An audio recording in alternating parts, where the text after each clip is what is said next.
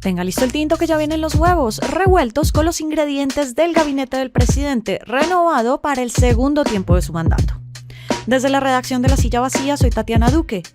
Es jueves 11 de julio.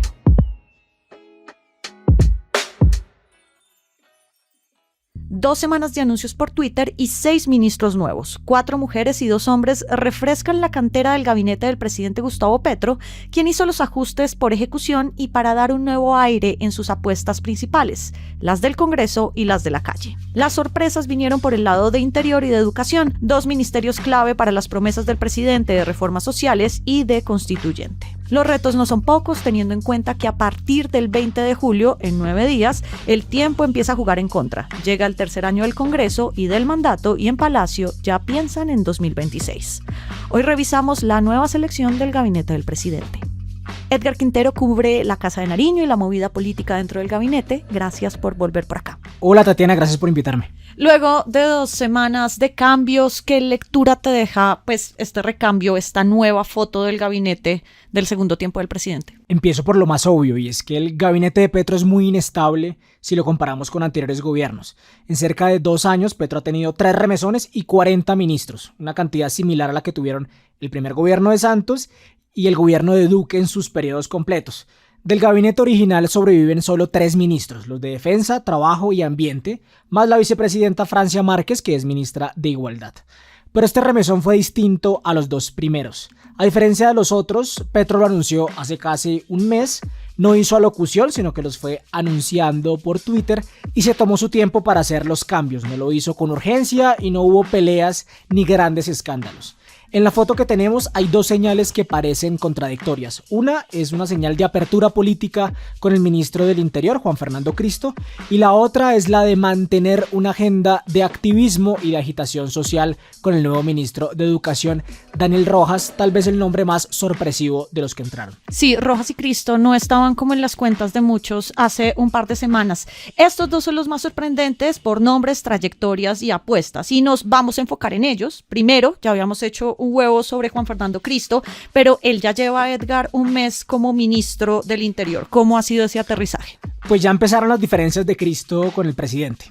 Es evidente en el tema de la constituyente, en el que tienen ideas muy distintas sobre esa propuesta. Cristo está pensando en el Congreso en impulsar un acuerdo nacional para llegar eventualmente a una constituyente que ya dijo que no será convocada bajo este gobierno, pero Petro sigue viendo la constituyente como una de sus estrategias para movilizar a sus bases sociales de cara a las elecciones presidenciales del 26. Cristo ya mostró que le quiere meter el acelerador a la implementación del acuerdo de paz con las FARC, uno de los principales objetivos que se trazó al llegar a la Casa de Nariño. Hoy Petro está en Nueva York, donde el gobierno va a presentar su informe sobre el avance del acuerdo ante el Consejo de Seguridad de la ONU. Y en menos de 10 días, Cristo tiene que mostrar el peso que dice tener en el Congreso con las elecciones de las mesas directivas de Cámara y Senado, que se eligen el 20 de julio y que son claves para el trámite de las reformas del gobierno. La pelea está por la presidencia de la Cámara, que por acuerdos políticos le pertenece al Partido Verde. Hay 2 candidatos, la representante por Bogotá, Catherine Miranda, crítica del gobierno, y el representante por Boyacá, Jaime Raúl Salamanca. Salamanca es aliado del gobernador de Boyacá, Carlos Amaya, que es cercano a Cristo y tiene una mini bancada que le ayuda al gobierno.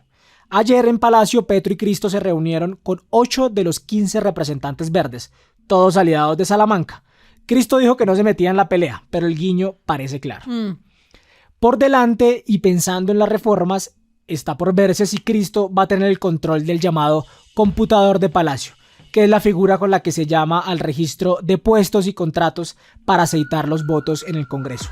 Esto es clave porque los 2 ministros del Interior anteriores, Prada y Luis Fernando Velasco, fueron criticados porque no tenían mucho poder sobre esas cuotas y no podían cumplir con los acuerdos burocráticos. Y el otro nombramiento llamativo es el de Daniel Rojas, el nuevo ministro de Educación, quien también representa la otra apuesta del presidente de agitación. Cuéntanos de dónde viene Rojas. Rojas es un economista de la Universidad Santo Tomás, de aquí de Bogotá, y su nombramiento sorprendió porque no es una persona con trayectoria en el sector de educación, más allá de ser cercano al movimiento estudiantil. Rojas es sobre todo un gran defensor de las ideas del presidente Petro y un alfil del petrismo muy bien valorado dentro del ala más a la izquierda del gobierno. Uno de sus trabajos más destacados fue ser asesor legislativo del ex senador Gustavo Bolívar, hoy director de Prosperidad Social. Rojas viene de dirigir la Sociedad de Activos Especiales, la SAE, esta entidad que administra los bienes que se le quitan a la mafia, y ahí se ha destacado por empezar a sanear una institución llena de corrupción y entregar parte de esos bienes a campesinos y universidades, lo que le ha dado muchos puntos con el presidente, que lo defiende a capa y espada. Sí. Y Rojas es un funcionario que viene aumentando su nivel de influencia.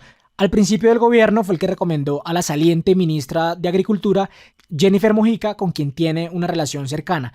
Y luego, cuando Petro sacó a Jorge Iván González del DNP, duró varios meses como encargado al frente de Planeación, una institución técnica en la que Rojas se quería quedar. Además, es un invitado habitual de Casa de Nariño y participa de los consejos económicos del gobierno, en los que Petro se reúne con sus principales autoridades económicas. Reemplaza a Rojas Aurora Vergara, quien era como el estereotipo de quién debía ser una ministra de Educación de la academia y muy respetada allí, pero no le fue bien.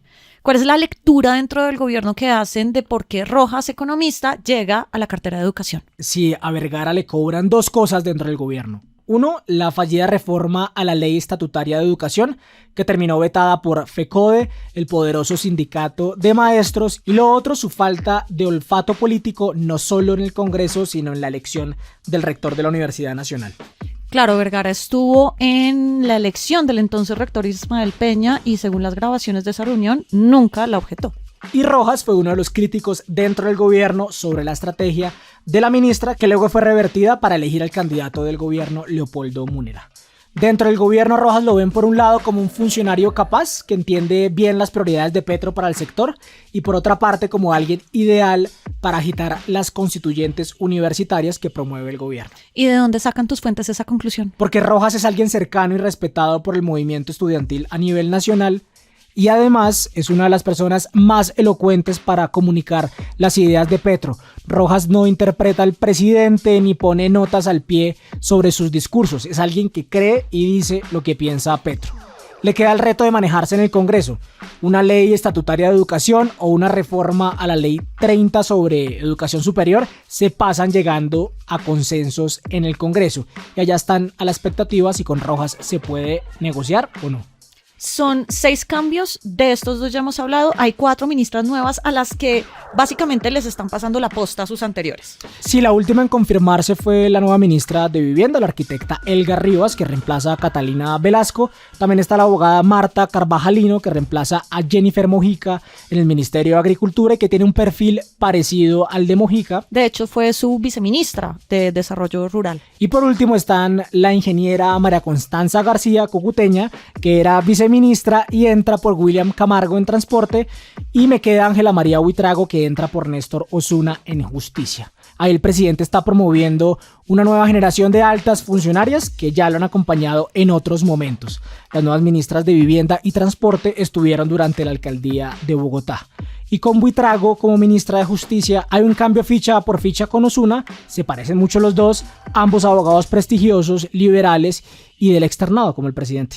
Bueno, en tus cálculos, Edgar, eran 7 ministros, vamos 6, ¿cancelamos el último o lo veremos después? Todo indica que el ministro de Minas y Energía, Andrés Camacho, fue el único sobreviviente de los 7 ministros amenazados. Camacho es un funcionario respetado en el gabinete y además el gobierno anunció que el próximo 20 de julio va a presentar la Ley de Servicios Públicos Domiciliarios, que ha sido liderada por Camacho y que toca intereses económicos bien grandes. Seguiremos entonces pendientes de este segundo tiempo. Gracias por pasar por acá, Edgar. A ti por invitarme.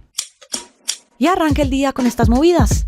A las 2 de la tarde, hora Colombia, será la intervención del presidente Gustavo Petro ante el Consejo de Seguridad de la ONU. Presentará el balance de la implementación del acuerdo de paz.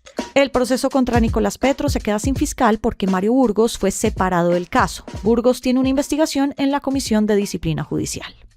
Y la Procuraduría investiga al director del IMPEC, Daniel Gutiérrez, por presunta omisión para garantizar la seguridad de Elmer Fernández, director de La Picota, asesinado en mayo. Toda la movida de poder está al aire en lasillavacía.com, en las redes y en el en vivo.